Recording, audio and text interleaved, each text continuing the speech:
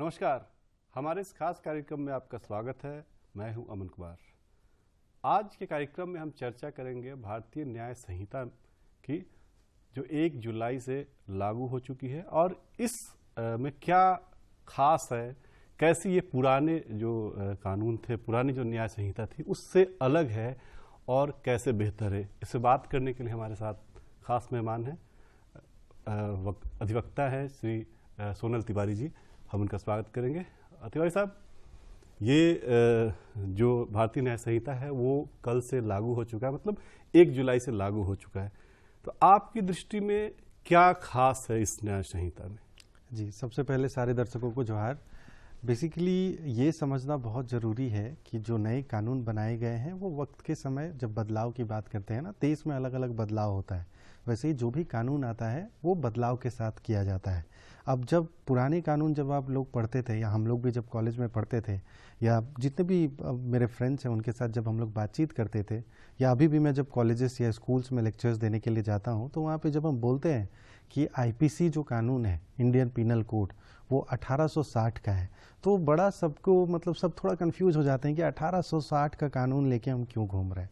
मतलब ये थोड़ा एक माइंडसेट है जो मेरे ख्याल से बार बार जब भी आप अगर पार्लियामेंट में स्पीच सुन रहे होंगे या अलग अलग लोगों का ओपिनियन सुन रहे होंगे तो आप समझ पाएंगे कि लोगों में उसके कारण एक बहुत बड़ा खुशी है कि एटलीस्ट जो भी अब कानून बना, भारतीय न्याय संहिता 2024 की जो हम बात कर रहे हैं, 2023 की जो हम बात कर रहे हैं, जो भी कानून बना वो हमारे पार्लियामेंट का बना। और ये बहुत ज़रूरी है हमें समझना कि जब हम संविधान की बात करते हैं तो संविधान में देखिए आर्टिकल 295 है, एक बहुत इंपॉर्टेंट क्लॉज है जो रिपील के बारे में बताता है।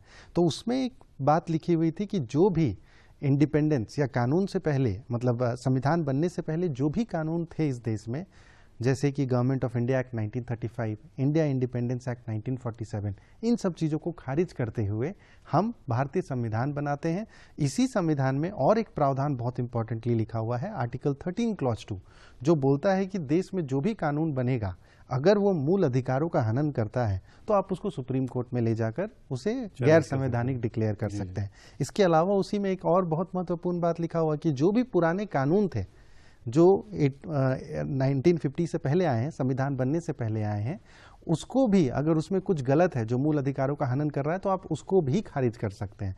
तो उस समय तक हमको लगता है कि जब हम 1950 का एक डेट लेके चल रहे हैं, जब हमारे देश में इंडिपेंडेंस आई, हम अपने देश की बात करने लगे कि इंडिया दैट इज भारत, जब भारत हुआ, करेक्ट, जैसे हम आर्टिकल 1 जब पढ़ते ही हैं तो हम बोलते हैं इंडिया दैट इज भारत। तो लोगों के मन में था कि जब हम भारत बोल रहे हैं तो भारत के ऊपर भी एक कानून हो। अब जैसे भारत न्याय संहिता बोलने में लोगों को लगता है हाँ हमारे देश का कानून है, स्वदेशी जैसा फील। तो मेरे ख्याल से वो थोड़ा एक मनोवैज्ञानिक वाला इंपॉर्टेंट कॉन्सेप्ट है और लोगों में एक थोड़ा उत्साह भी है कि भाई बदलाव हुए हैं, क्या बदलाव हुए हैं उसके बारे में तो आगे चर्चा करेंगे। जहां तक आपका जो सवाल था कि क्या मेजर बदलाव किए गए, अब जब आप ये तीनों कानून जो भारतीय सरकार के द्वारा लाया गया है उसको आप देखेंगे तो ऑलमोस्ट ऐसा नहीं है कि बहुत मेजर बदलाव है।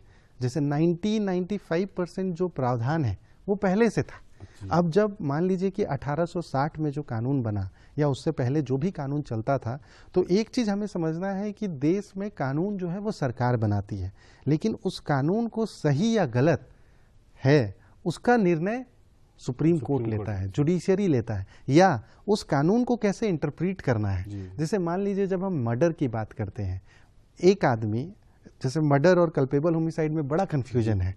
हम लोग जब पुराने कानून को पढ़ते थे कि या मर्डर और कल्पेबल होमिसाइड से पहले हम एक आपको दूसरा एग्जाम्पल समझाने का कोशिश करते हैं कि मान लीजिए चोरी का जो प्रावधान है कानून में वो ये बोलता है कि आपके अंदर एक डिसऑनेस्टी होना चाहिए, आपका इंटेंशन खराब होना चाहिए, प्लस उस इंटेंशन खराब के साथ आपने उसके शामिल के साथ कुछ काम किया। अब मान लीजिए कि मैं आपके घर गया, आपके घर में एक अलमीरा में बॉक्स है जिसमें मुझे पता है कि सोना रखा हुआ है। मैं गया आपके घर में, अलमीरा खोला, बॉक्स खोला, लेकिन सोना नहीं था। तो अब ये चोरी कहलाएगा या नहीं कहलाएगा? चोरी तो तब कहलाता जब वो सोना हम गायब कर लेते आपके घर से। तो ये प्रावधान सेक्शन 511 में था। तो ये सारी चीजें हैं, ऐसा नहीं है कि ये सारी चीजें नहीं है, ये सारी चीजें भी पुराने नए कानून में डाली गई हैं। जहां तक बात है कि इस कानून में बहुत नए बदलाव किए गए हैं कि जैसे जब हम बात करते थे देश में, अभी जैसे हमेशा बात करते हैं कि डिजिटल होना चाहिए, तो आप देखिए कि एविडेंस कलेक्ट करने का जो पूरा प्रावधान है वो पूरी डिजिटल हो गया। दूसरा, सबसे बड़ी बात आती थी कि हम अभी जो आप अगर नरेंद्र मोदी जी का भाषण सुन रहे होंगे या जो भी आप पार्लियामेंट में भाषण सुन रहे होंगे तो न्याय शब्द की बात आ न्याय रही शब्द की है। बात पहले होता था दंड, दंड ये बेसिक फर्क जो यही समझ में आता है, वो दंड प्रक्रिया थी, संहिता थी, और ये न्याय के लिए। तो अब लोगों में लगता है हाँ अब न्याय की बात आएगी। अब वो पुराना जो जैसे कोर्ट में जब वो अंग्रेज हम पे शासन करते थे तो उनका बनाया हुआ था, वो दंड हमें वो गुलाम समझते, इसलिए वो दंड हमें देते थे। और अब क्योंकि हमारी सरकार है तो वो हमारे साथ न्याय की बात करती है। लेकिन इस पे दो तीन चीजें हैं कि बस न्याय और दंड लिख देने से अंतर हो जाए कानून के अंदर, वो भी तो पूरा देखना पड़ेगा कि उसके रिलेटेड कैसा हम न्याय की बात करें। लेकिन इस कानून में और एक जो बहुत अच्छी बात है, थोड़ा विक्टिम सेंट्रिक है। विक्टिम सेंट्रिक का मतलब है कि जिसके ऊपर जुल्म हुआ है उसको लेकर बहुत सारी बातें ली गई हैं। इसके अलावा आप सुनते होंगे कि भाई अगर एफआईआर करने जा रहे हैं तो एफआईआर नहीं ले रहा है, चार्जशीट होने में 2-2 साल 3-3 साल निकल जा रहा है। तो सरकार जब इस कानून को बनाने की कोशिश कर रही थी तो ये समझना चाह रही थी कि ये क्यों डिले होता है बार बार। तो वो डिले वाले पॉइंट पे इन्होंने टाइम फ्रेम लाया कि हर चीज में टाइम फ्रेम होगा कि आपको आज अगर एफआईआर हुआ तो आप मेडिकल एग्जामिनेशन 24 घंटे के भीतर करेंगे। डॉक्टर, बहुत सारे केसेस है झारखंड में जहां पे डॉक्टर 2-2 3-3 महीना के बाद रिपोर्ट देता था। इसमें क्लियरली लिखा हुआ है कि आपको 7 दिन के भीतर रिपोर्ट देना है। तो ऐसी बहुत सारे मेजर बदलाव हैं और बहुत अच्छे बदलाव। तो हम क्योंकि हम लगातार चर्चा कर रहे हैं इसकी खूबियों के बारे में, तो एक चीज देखने को मिलता है, कोई भी हम किसी भी देश की न्याय व्यवस्था की जब बात करते हैं तो महिला और बच्चा जो होता है उसके संरक्षण की बात जो है हर कानून में होती है। इस न्याय संहिता में क्या खास आपको लगता है जिसमें महिलाओं की सुरक्षा और बच्चों के संरक्षण को लेके कितना गंभीर और कितनी खासियत वाला है हमारा ये कानून? आपने बहुत सही बात बोली कि जब भी किसी देश में बात होती है तो महिला और बच्चों के लिए एक अलग तरीके से सोचा जाता है। अब इसका जो कारण है, मूल कारण है, जैसे जब हम आर्टिकल 15 क्लॉज 3 संविधान का पढ़ेंगे, वो क्लियरली बोलता है कि स्पेशल प्रोविजन होना चाहिए महिलाओं और बच्चों के लिए, special provision for women and children, ये क्लियरली लिखा हुआ है। जैसे जब हम भी खुद छोटे थे और बस में चढ़ते थे तो हम देखते थे महिलाएं लिखा हुआ है, तो हमको बहुत बार लगता था पुरुष नहीं लिखा हुआ है। या ट्रेन में जाते हैं, मेट्रो में आप जाते हैं तो देखते होंगे कि एक बोगी महिलाओं के लिए बुक्ड है। तो वो कुछ लोगों के अंदर होता है, लेकिन संविधान है जो बोलता है कि महिलाओं और बच्चों के लिए बराबरी, अगर आप बराबरी की बात करना चाहते हैं तो उनके लिए स्पेशल प्रोविजन बनाना पड़ेगा।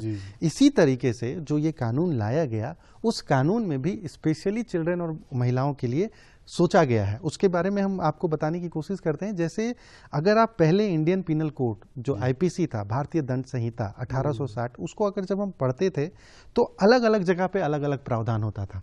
जैसे रेप सबको पता है 376 में है। Outraging the modesty of women, मतलब महिलाओं के साथ छेड़खानी का जो मामला था वो 354 में था। एसिड अटैक 326 ए में था। तो अलग अलग जगह पे बिखरा हुआ था, ऐसा नहीं था कि स्पेशल एक चैप्टर है। इस कानून में सबसे बढ़िया जो आया है वो है कि इस कानून में एक स्पेशल चैप्टर महिलाओं के लिए, महिलाओं के कानून मतलब उनके लिए क्या क्या प्रावधान है उनके लिए दिया गया है, और बच्चों के लिए क्या क्या क्राइम हो सकता है वो पूरा एक स्पेशल चैप्टर दिया गया है। जैसे जब आप चैप्टर 5 भारतीय न्याय संहिता का खोलेंगे तो आप उसमें देखेंगे कि महिलाओं के बारे में पूरा जो भी प्रावधान किए गए, जो भी उनके खिलाफ ऑफेंस होता है उनको पूरा उन्होंने डिफाइन किया है। जैसे पहले जब हम बोलते थे कि रेप किस में है तो हम 376 की बात करते थे, अब रेप जो है वो 63 में आ गया है। तो 63 में रेप डिफाइन किया गया। अब इसमें भी आप देखेंगे कि रेप में एक एंगल जो बार बार उठ के आ रहा है, लोग बार बार बोल रहे हैं कि रेप का जो प्रावधान है वो न्यूट्रल नहीं, जेंडर न्यूट्रल नहीं। यहाँ पे जैसे बहुत सारे जो पोक्सो के कानून होते हैं जो बच्चों के कानून है, जैसे बच्चों के लिए एक स्पेशल कानून है जिसका नाम है protection of children from sexual offences act. इसमें क्या है कि एक छोटा लड़का भी एक लड़की पे केस कर सकता है कि मेरे साथ गलत हुआ है, मेरे साथ सेक्सुअली मिसकंडक्ट किया गया। पर रेप के प्रावधान में एक पुरुष जाकर थाने में ये शिकायत नहीं कर सकता है कि महिला ने मेरे साथ रेप किया। तो ये बार बार चर्चा आती थी कि शायद जेंडर न्यूट्रल की बात आएगी, जेंडर न्यूट्रल की बात आएगी। वो थोड़ा इसमें एक एंगल जो है वो थोड़ा मिसिंग है, लेकिन मेरे ख्याल से सरकार ने उसे तोड़ मोड़ के कहीं पे जोड़ने का कोशिश किया है। इसके अलावा आप देखिए एक चीज जो समझने का है कि एक और जेंडर, नालसा के जजमेंट के बाद सुप्रीम कोर्ट का जो जजमेंट आया था उसमें ट्रांसजेंडर को जोड़ा गया। तो क्या ट्रांसजेंडर भी सेक्शन 63 में आएंगे कि नहीं आएंगे, वो भी मैं ये सब बातें इसलिए आपके समक्ष रखने की कोशिश कर रहा हूं क्योंकि कानून जब भी बनता है तो कानून तो डिस्कशन से बन गया, पार्लियामेंट में आ गया, लोगों के पास आ गया, लेकिन जब ये मजिस्ट्रेट के पास जाता है, वकीलों के पास जाता है, तब समझ में आता है कि प्रॉब्लम कहाँ पे है। व्याख्या शुरू हो जाती है, उसकी व्याख्या शुरू हो जाती है। बहुत सही वर्ड आपने बोला, इंटरप्रिटेशंस चालू हो जाता है। और ये इंटरप्रिटेशंस फाइनली सुप्रीम कोर्ट करती है कि भाई इसमें क्या लगेगा, नहीं लगेगा। तो उस तरीके से सेक्शन 63 में महिलाओं के लिए स्पेसिफिकली उन्होंने रेप के बारे में डिफाइन कर दिया कि रेप जो है वो इस तरीके से ये विदाउट कंसेंट, अनलॉफुली, कुछ भी आपकी बिना मर्जी के अगर कोई आपके साथ करता है, ये सारा चीज इन्होंने लाया। जो भी वर्मा कमेटी के रिपोर्ट में जिस तरीके से रेप डिफाइन किया गया था, उसको इन लोगों ने इस प्रावधान में लाने का कोशिश किया। अब इसी चैप्टर से पहले इस कानून में बोला गया पनिशमेंट के बारे में। तो पहले क्या होता था कि पनिशमेंट का जो कॉन्सेप्ट था वो रेयरेस्ट ऑफ रेयर में डेथ के बारे में बात की जाती थी। तो इन्होंने पनिशमेंट जहां पे मेंशन किया है भारतीय न्याय संहिता में, उन्होंने क्लियरली लिखा है कि डेथ भी एक पनिशमेंट हो सकता है। मृत्युदंड, ये बहुत बड़ी बात है। बहुत बड़ी बात। डेथ है, लाइफ टाइम इम्प्रिजमेंट है, सजा है, नॉर्मल है। इसके अलावा एक और बहुत मजेदार उन्होंने किया है, कम्युनिटी एक है सुधारक, मतलब कि अगर आपने छोटा मोटा कोई क्राइम किया तो आप जाइए 200 पेड़ लगाइए, जाके झाड़ू लगाइए, सफाई करिए। ये बहुत अच्छी बात है, ये बहुत अच्छा उन्होंने इस कानून के तहत लाने के काम किया है। इसके अलावा सेक्शन 64, जैसे 63 में इन्होंने डिफाइन कर दिया कि रेप क्या बोलते हैं हम। रेप में क्लियर प्रोविजन है कि मैन एक महिला के खिलाफ अगर उसके बिना मर्जी के, उसके विदाउट कंसेंट से, फोर्सफुली, किसी भी तरीके से, या शादी का झांसा देके, जैसे शादी का झांसा देके भी इंक्लूड कर दिया गया कि वो भी अब रेप कहलाएगा। ये भी बहुत घटनाएं घट रही थी। उसके बाद इन्होंने बोला पनिशमेंट क्या होगा। रेप का पनिशमेंट जो है, उन्होंने ये क्लियरली लिखा कि 10 साल होगा और ये जिंदगी भर के लिए भी लगाया जा सकता है और फाइन के साथ हमेशा रहेगा। उसके अलावा इन्होंने अगर पुलिस ऑफिसर आपके ऊपर रेप कमिट करता है, उसको भी इन्होंने डिफाइन किया। तो ये ऐसा नहीं है कि ये पहले के कानून में नहीं था, ये पहले के कानून में सेम टू सेम ऐसा ही था। और इन्होंने बस इस कानून में ये अच्छा किया कि महिलाओं के लिए एक अलग से चैप्टर ही बना दिया कि अगर कोई महिला जानना चाहती है कि मेरे खिलाफ क्या क्या क्राइम हो सकता है, जैसे जनरल क्राइम तो कुछ भी हो सकता है, जनरल तो मान लीजिए मर्डर हो गया, चोरी हो गया, डकैती हो गया, लेकिन महिलाओं के लिए जो स्पेशल क्राइम है उसमें इन्होंने अलग अलग दे दिया। जैसे एक लिखा है इन्होंने कि सेक्सुअल इंटरकोर्स अगर हस्बैंड करता है ड्यूरिंग सेपरेशन, मान लीजिए कोर्ट का ऑर्डर था कि हस्बैंड और वाइफ को अलग अलग रखना है, और उस समय हस्बैंड जाके अपनी वाइफ के साथ जबरदस्ती सेक्स करता है या सेक्सुअल इंटरकोर्स बनाने की कोशिश करता है, तो उसे भी सेक्सुअल इंटरकोर्स, उसे सेक्शन 67 के तहत पनिश किया जाएगा। ये भी इन्होंने उसी में जोड़ दिया। जब महिला की सहमति नहीं है तब जी। इसके अलावा कोई मान लीजिए कि जैसे हम लोग एक ऑफिस में बैठे हैं, इस ऑफिस में मैं एक डोमिनेंट पोजीशन में हूं और उस डोमिनेंट पोजीशन को यूज करते हुए मैं अपनी निचली कोई मेरी महिला है उसके साथ अगर मैं रेप कमिट करता हूं, तो उसके लिए भी उन्होंने अलग से सेक्शन 68 लगा दिया कि भाई इसके तहत भी आपको कार्यस्थल पे जो यौन उत्पीड़न है जी, वो उसके लिए अलग से सेक्शन लाया गया। जैसे देखिए इसमें बात क्या है कि एक तो अलग से कानून है सेक्सुअल हरासमेंट एक्ट 2013, उसमें क्या है कि उसमें बहुत मेजर में नहीं जाता है। जैसे मान लीजिए कि आपने कोई कमेंट पास कर दिया, अरे जो विशाखा कमेटी के विशाखा गाइडलाइंस जो 1997 के बाद बना, उसमें उन्होंने बोला कि अगर आपने, तो वैसे केसेस अब जैसे मान लीजिए कोई महिला के साथ रेप हो तो वो थोड़ी सेक्सुअल हरासमेंट सेल में जाके शिकायत करेगी, वो तो थाना ही जाके शिकायत करेगी। सेक्सुअल हरासमेंट सेल में जनरली क्या, वो एक सिविल नेचर का है, करेक्ट। तो ऐसे ही इसमें इन्होंने और भी, जैसे कोई रिपीट ऑफेंडर्स है, ये इन्होंने बहुत क्लियरली लिखा है कि अगर कोई बार बार एक ही क्राइम, मतलब ये सिमिलर क्राइम्स कर रहा है, तो उसके लिए इन्होंने क्लियरली लिखा है कि जिंदगी भर का सजा है या डेथ। तो मान लीजिए कि अब दोबारा कोई आदमी रेप करता है, बहुत ऐसे भी घटनाएं हैं इंडिया में या झारखंड में जहां पे आप देखते होंगे कि उस पुरुष के ऊपर 4 बलात्कार का आरोप है, लेकिन सब में सजाए मौत किसी में नहीं मिली है। उसे 10 साल किसी में मिला है, किसी में 12 साल मिला है। तो अब इसमें क्लियरली लिख दिया ऑफेंडर जिसको कहते हैं, हैबिचुअल ऑफेंडर्स, करेक्ट। तो इसमें जैसे कि अब मजिस्ट्रेट के पास पावर है, मजिस्ट्रेट के पास एक तरीके से पावर आ गई कि भाई हम FIR, मतलब हम जब जजमेंट प्रोनाउंस करेंगे डिस्ट्रिक्ट जज, तो हम ऑर्डर कर सकते हैं कि इसे सजा भी मिल ही जाए। एक बहुत इंपॉर्टेंट चीज है जो मेरे ख्याल से बदलाव के बाद लाया गया था, वो है डिस्क्लोजर ऑफ विक्टिम डिटेल्स। इसके ऊपर इन्होंने क्लियरली डाल दिया कि सेक्शन 72, अगर मान लीजिए कि आज कोई एक न्यूज चैनल है झारखंड में, कोई महिला के साथ रेप हुआ, उसका पूरा उन्होंने फोटो वीडियो दिखा दिया। आप ऐसा कुछ घटना हुआ तो ऐसा कुछ फोटो वीडियो डाल दिया, उसका पूरा एड्रेस डाल दिया। ये सब अगर आप करेंगे तो आपके खिलाफ सेक्शन 72 का कार्रवाई किया जाएगा और आपके खिलाफ सीधा FIR किया जा सकता है। और उस पे इन्होंने तो सीधा केवल वो न्यूज चैनल ही या कोई भी व्यक्ति अगर कोई भी व्यक्ति पहचान को प्रकट करता है पहचान विक्टिम के, करेक्ट, तब उसके लिए अलग से सजा का प्रावधान जी। है। इसका जो मतलब हिंदी में लिखे मतलब हम थोड़ा इसको समझाने की अगर कोशिश करें तो हुएवर वर्ड लिखा हुआ है। अच्छा। हुएवर में कोई भी आ कोई सकता भी है, कंपनी हो सकता है, जिस कंपनी में वो काम करती है वही पब्लिश कर रहा है, ईमेल भेज रहा है सबको। हुएवर में न्यूज़पेपर आ सकता है, प्रिंट्स है, पब्लिश है, जो भी कोई भी आ सकता है। आजकल तो सोशल मीडिया का दौर है और कोई भी चीज सोशल मीडिया पे डाल दिया जाता है। ये बहुत जरूरी। इसमें भी इन्होंने 2 साल जी एंड वर्ड यूज किया है, and shall also be liable to fine. इसका मतलब है कि 2 साल अगर सजा तो सुनाई जाएगी लेकिन फाइन भी रखा जाएगा। ये बहुत इंपॉर्टेंट है। पहले शायद वर्ड और ये मुझे लगता है कंपनसेशन जो है वो पीड़िता को वो भी है, वो भी इन्होंने विक्टिम कॉम्पनसेशन जो पुराने कानून में था उसको भी इन्होंने इस पे डाल के किया है। इसके अलावा सेक्शन 74 क्लियरली बोलता है कि महिलाओं के साथ मारपीट का, असॉल्ट, आप किसी भी तरीके के साथ अगर महिलाओं के साथ मारपीट करते हैं तो आपको मिनिमम 1 साल और मैक्सिमम 5 साल तक का सजा हो सकता है। जैसे एक तो मारपीट होता है 300, पहले हम लोग पुराने कानून में बोलते थे 323, 325 असॉल्ट, ग्रीवस हर्ट, ये सब सारा कुछ था। लेकिन अब क्लियरली लिखा है कि असॉल्ट और यूज ऑफ क्रिमिनल फोर्स, अगर आप किसी महिला की इज्जत खराब करने के लिए आप उसके साथ करते हैं तो आपको ये करना होगा। उसके बाद इन्होंने जो 354 में था सेक्सुअल हरासमेंट, उसके बारे में इन्होंने क्लियरली सेक्शन 75 में डिफाइन कर दिया है। इसके बाद आप याद करेंगे जब निर्भया का गैंगरेप का घटना 2012 में हुआ, उसके बाद जब वर्मा कमेटी की रिपोर्ट बनी तो उसके बाद भारत सरकार ने कानूनों में अमेंडमेंट किया।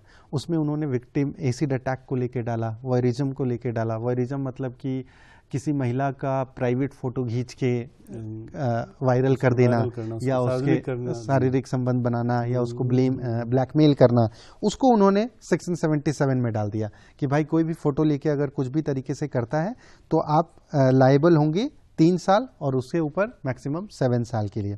इसके बाद स्टॉकिंग, ये भी पुराने कानून में था, 354 B के अंदर था, जिसमें स्टॉकिंग का मतलब है कि जैसे कोई महिला जा रही है उसको फॉलो करना, उसके पीछे जा जाके उसके कमेंट करना, तो उसमें ईव टीजिंग भी ऐड हो जाता है बहुत बार। उसको भी लेकर इन्होंने सेक्शन 78 के लिए 78 में उन्होंने इस कानून के बारे में बता दिया। इसके अलावा वर्ड जेस्चर के बारे में बोला कि कोई महिला के खिलाफ कमेंट पास करना, ऐसा फोटो बना के वायरल करना कि हाँ ये महिला है। जैसे बहुत बार आप देखते होंगे टीचर का फोटो बना दिया है, नियुक्त टीचर, वो सब सारा कुछ। डॉरी डेथ, एक ही मतलब इस कानून का बेहतर पार्ट यही है कि सारा जो महिलाओं से संबंधित है वो आप देख रहे हैं कि 63 से चालू हुआ है, वो चलता आ रहा है। अभी 80 में अमेंडमेंट भी हुए हैं उसको भी इसमें शामिल कर दिया गया। जी। जो नए परिप्रेक्ष्य में जो अमेंडमेंट हुए थे उसको भी एक जगह ला दिया गया, खोजना नहीं पड़े जो स्टेट को या पुलिस अधिकारी को। करेक्ट।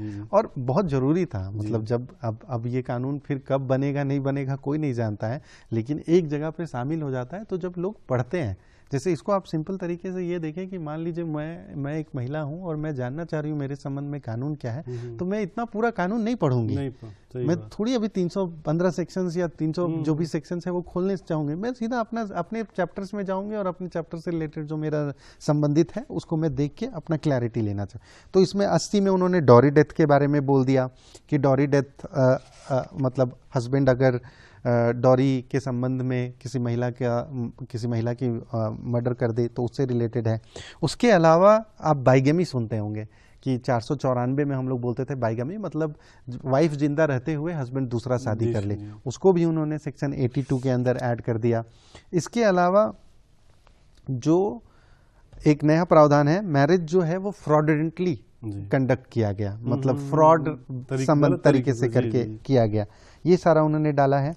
एक बहुत चर्चा हो रही है एक जो नए प्रावधान का कि पहचान छुपा के, आजकल ये रोज ही लगभग मीडिया में सोशल मीडिया पे खबर आती थी कि मैं कोई और हूँ, मैं किसी और आस्था या धर्म को मानने वाला हूँ और मैं अपना नाम कुछ और बता के आपसे शादी कर लिया और ये खुलासा बाद में हुआ कि भाई ये आदमी तो फला नहीं फला है, और उस समय जो है महिला कुछ कर नहीं पाती थी। ये मुझे लगता है ये इसी के क्रांति अंदर जी है। ये और उसमें क्या है, उसके बारे में थोड़ा डिटेल से बताइए, क्योंकि बहुत सी महिलाएं जो है आजकल झारखंड में भी और देश में भी इस तरह की जो है वो फ्रॉड के मतलब मैं फ्रॉड ही कहूँगा, उसकी शिकार हो रही है और उनका जीवन जो है वो बड़ा नारकीय हो जाता है। करेक्ट। इसको थोड़ा सा समझने का अगर हम कोशिश करें तो देखिए ये भी जो एंगल है ना वो ये है कि जब हम रेप के प्रावधान को बात कर रहे हैं तो हम बोलते हैं जो कंसेंट आपने लिया। जैसे यहाँ पे अगर आप देखेंगे कि मैं मान लीजिए मैं हूँ और एक मेरी पार्टनर है जिसको मैंने बोला कि मैं इस धर्म का हूँ और उसने सब कुछ माना और मेरे साथ सेक्स हुआ, लेकिन वो कंसेंट किस पे दिया, उन्होंने एक फैक्ट पे दिया। वो फैक्ट क्या था कि सोनल तिवारी ऐसा है जी, सोनल तिवारी ये आदमी है, लेकिन उसको बाद में पता चल रहा है कि सोनल तिवारी ये आदमी नहीं है। इसका मतलब है कि यहाँ पे फ्रॉड था। तो अब एक एंगल तो आ रहा है कि आपके साथ फ्रॉड हुआ, दूसरा एंगल आ रहा है कि आपके साथ जो इतने दिन सेक्स हुआ उसका जो आपने कंसेंट लिया वो भी आपने गैर कानूनी तरीके से लिया, वो भी फर्जी कंसेंट था, तो आपके ऊपर रेप का भी प्रावधान चले। अच्छा। ये भी बड़ा इंपॉर्टेंट है। ऐसे बहुत सारे केसेस हैं। एक जनरली एक मैं केस ऐसा देख रहा हूँ, रांची कोर्ट का ऐसा केस है जिसमें एक महिला है और उसका ऑलरेडी हस्बैंड है, लेकिन वो किसी और एक जो पार्टनर था उसने बोला कि मैं हिंदू हूँ, और स्पष्ट तो नहीं बोलूंगा कि ऐसा कोई स्पष्ट ही था, उसको बहुत कनेक्ट किया जाता था कि ऐसे ऐसे करके हम कर सकते हैं। अब एक चीज जो हमें समझना है कि थोड़ा सा ये तो मान लीजिए कि महिलाओं के लिए है, लेकिन महिलाओं को समस्या कहाँ आती है। जैसे अभी सबसे बड़ा चैलेंज है कि हमको जाके FIR कराना है जी। पहला तो मान लीजिए मेरे साथ घटना घटा, घटना कुछ भी हो, घटना का जांच घर परिवार नहीं कर सकता है। आपका पहला काम है सूचना देना, थाना को सूचना देना। पहले होता था कि थाना गए, अभी भी जैसे महिला थाना जब जाते हैं तो आप देखते होंगे कि वहाँ पे बहुत बार ऐसा होता है, लगता है कि जैसे मीडिएशन चल रहा है, समझौता तरीके से एक करेक्ट जो है पेपर बनाया जाता है और फिर वो खत्म हो जाता है और FIR तक नहीं हुआ। और लोग अगर आप FIR का मतलब क्या है, FIR का मतलब है फर्स्ट इंफॉर्मेशन रिपोर्ट, प्रथम सूचना, सबसे बड़ा चीज है। तो ऐसे केसेस में अभी इस कानून में क्लियरली आ गया है कि आप ऑनलाइन FIR कर सकते हैं, आप जीरो FIR भी कर सकते। जीरो FIR का मतलब है आप कहीं भी हैं। आज हो सकता है आपके साथ घटना मुंबई में घटा, लेकिन आप रांची घर आए हैं अपना, तो आप रांची में बैठ के भी शिकायत कर सकते हैं। और सबसे बड़ा जो बात आया है कि जो थाना है उसको 7 डेज के भीतर जैसे ही चिट्ठी मिला उसको FIR करना ही करना है, वो कोई बहाना नहीं कर सकता है। तो जो टाइम लाइन है ना, ये बहुत अच्छा इस कानून में डाला गया है। 3 महीने के अंदर चार्जशीट 3 महीने के अंदर चार्जशीट करना है। रिमांड के लिए भी इन्होंने कॉन्सेप्ट बदला कि जो 15 दिन का पहले रिमांड मिलता था, मान लीजिए कि हमको आपसे आपने रेप किया नहीं किया, इसका हमसे आपसे सवाल पूछना है पुलिस को, तो पहले 15 दिन तक का रिमांड मिलता था। अब उसको बढ़ा दिया गया है कि 30-40 दिन। आप और लोग हैं, गैंग रेप का मामला है तो और लोगों से, क्योंकि एक बार जेल चला गया तो आप उससे क्या पूछताछ कर पाएंगे, फिर तो कोर्ट की जानकारी में आएगा। तो ये सब चीजें, बहुत सारी चीजें इसमें डाली गई हैं। उसके अलावा एक बहुत महत्वपूर्ण है मेडिकल जांच को लेकर। उसमें क्लियरली CRPC जो नया साक्ष्य वाला अधिनियम, उसमें क्लियरली उन्होंने बोला है कि इस कानून के तहत जैसे ही घटना घटेगी 24 घंटे के भीतर महिला का पुलिस के द्वारा जांच करवाया जाएगा और जो डॉक्टर है वो रिपोर्ट देगी 7 दिन के भीतर। ये भी क्लियरली उन्होंने इस कानून के तहत लिखा है। और एक जो सबसे इंपॉर्टेंट है मेरे ख्याल से, जो सबको जानना चाहिए, कि अगर ऐसा कुछ भी घटना, जो महिला है जो भी है, आपने अगर थाना को बताया, सूचना दिया कि आपके साथ ऐसा घटना घटा है, तो आप उसको वीडियो रिकॉर्डिंग करवाएं। क्योंकि पहले क्या होता था कि हम लोग बहुत बार कोशिश करते थे, लेकिन अब मैंडेटरी है कि आपको करना ही करना है। तो साक्ष्य एक बहुत महत्वपूर्ण साक्ष्य हो गया है, बहुत जरूरी हो गया। तो फोटो, वीडियो, कैमरा, ये सब बहुत इंपॉर्टेंट चीज हो चुका है। चलिए, बहुत बहुत धन्यवाद। आपने बहुत जो है वो बेहतरीन जानकारी दी और मुझे वकील साहब से बात करके यही लगा कि ये जो नया न्याय संहिता है वो महिला सशक्तिकरण के क्षेत्र में भी एक मील का पत्थर साबित होगा। तो आप भी चुप नहीं रहिए और इसके प्रावधानों के तहत जो है काम कीजिए, उसका लाभ उठाइए। आज के कार्यक्रम में बस इतना ही। पूरी टीम को आज्ञा दीजिए। नमस्कार।